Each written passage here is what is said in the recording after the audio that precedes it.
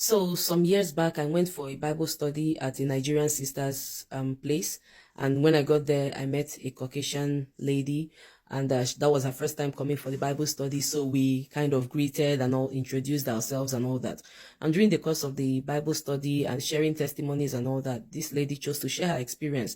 So she mentioned that she had been married to her husband, who was, by the way, a solid Christian man for over 30 something years.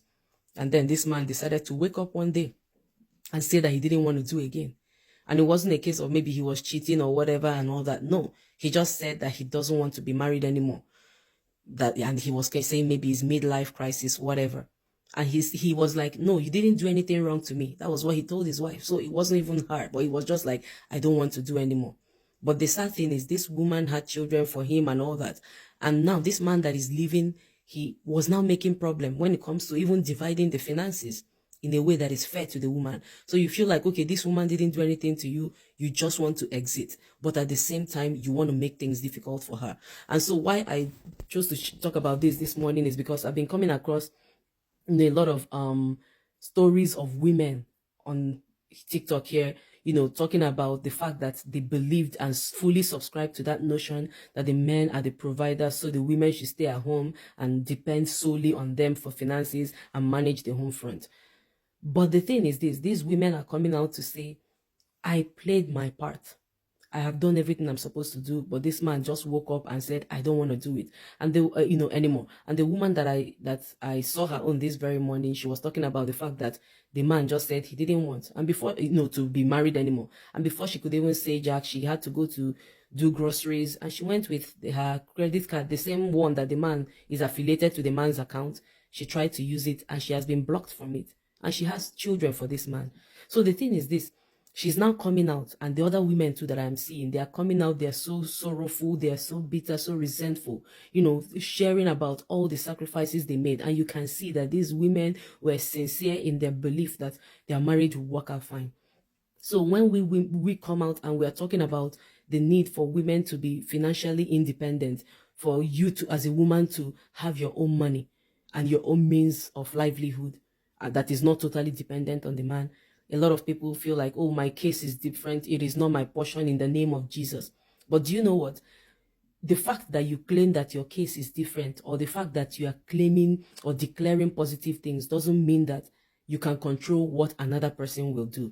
Because God himself, when he created the heavens and the earth, he declared, let there be this, let there be that. And when he made humans, he looked at them after making them, he said, and everything that God made was good. So he even proclaimed positive things, be fruitful, multiply, replenish, do this. But because of the factor of human free will, you can declare whatever you want over somebody from morning till night until the day you breathe your last. But you cannot influence what that person will choose to do. If God himself could not influence what we do as humans, and it got to a point, it was like, and God said, it grieved my heart that I made humans. Who do you think you are as a human to put your full trust on a man, to put your full eggs, all your eggs in a man's basket? So this is not saying that you're not going to build, if you have a man that is respectful and all that, that you're not going to build. Yes, go ahead, but always have something on the side for yourself. Do not lose your capacity to provide for yourself. Do not lose your capacity to fend for yourself. Do not go ahead and keep, having children and children thinking, oh, money is not a problem as long as my husband is, in agreement. People change. Humans change. Okay? That is what you need to understand. The time, once we get to that place where we stop being so naive, especially as Christians, especially as Christian women, that is when we can be assured of our safety. Have your relationship, if you're in a relationship, give it your best.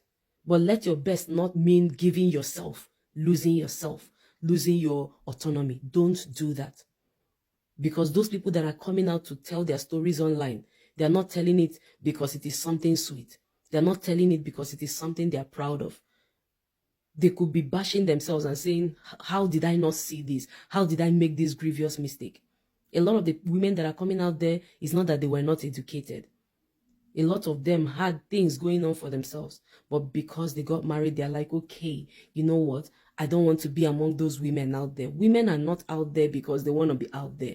There is something that has been happening for generations and generations. It happened to our mothers, but it is still happening till today. So the women that you see out there that are raising their voices, they're not talking because they just like to talk. It's not because they don't have something more important to do with their lives. The truth is that a lot of the women who come out and they are speaking, it could be because they are in relationships where they have a voice themselves. They know that they can come out and talk and go right back and nothing will happen. But they are, taking out time to come out and say, hey, I'm not going to use my own relationship. If my relationship is going well, I'm not going to use it and tell you that this is the standard, because it is absolutely not the standard.